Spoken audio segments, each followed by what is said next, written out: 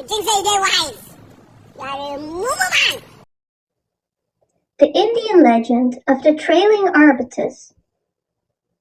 On the south shore of Lake Superior, near the pictured rock, grows to perfection the dearest and sweetest of all wild flowers, the arbutus, the plant that the most skillful florist, the plant that the tender, loving touch of woman even cannot cause to grow in hothouse or garden. From time to time, while sitting by the campfires in the evening, I have been told of the creation of many animals and birds by the great Manabushu and his captains the Manitos. And this is the legend, as told to me, of the origin or creation of the arbutus. It was many, many moons ago. There lived an old man alone in his lodge, beside a frozen stream in the forest. His locks and beard were long and white with age. He was heavily clad in fine furs, for all the world was winter, snow and ice everywhere. The winds went wild through the forests, searching every bush and tree for birds to chill, chasing evil spirits over hills, and the old man went about, searching in the deep snow for pieces of wood to keep up the fire in his lodge. In despair, he returned to his lodge, and sitting down by the last few dying coals, he cried to Manabushu that he might not perish. And the winds blew aside the door of the lodge, and there came in a most beautiful maiden. Her cheeks were red and made of wild roses. Her eyes were large and glowed like the eyes of fawns at night. Her hair was long and black as the raven's, and it touched the ground as she walked. Her hands were covered with willow buds. Her bonnet was a wreath of wild flowers, and her clothing of sweet grasses and ferns, and her moccasins were white lilies.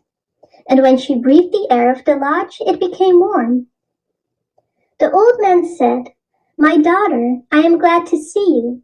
My lodge is cold and cheerless, but it will shield you from the night. Do tell me who you are, that you dare to come to my lodge in such strange clothing. Come sit here and tell me of your country and victories, and I will tell you of my exploits, for I am Manito." He then filled 2 pipes with tobacco, that they might smoke as they talked. And when the smoke had warmed the old man's tongue, he said, "I am Manito. I blow my breath, and the waters of the river stand still." The maiden said, "I breathe, and flowers spring up on all the plains." The old man said, "I shake my locks, and snow covers all the ground." "I shake my curls," said the maiden, "and warm rains fall from the clouds." The old man said, "When I walk around, the leaves fall from the trees.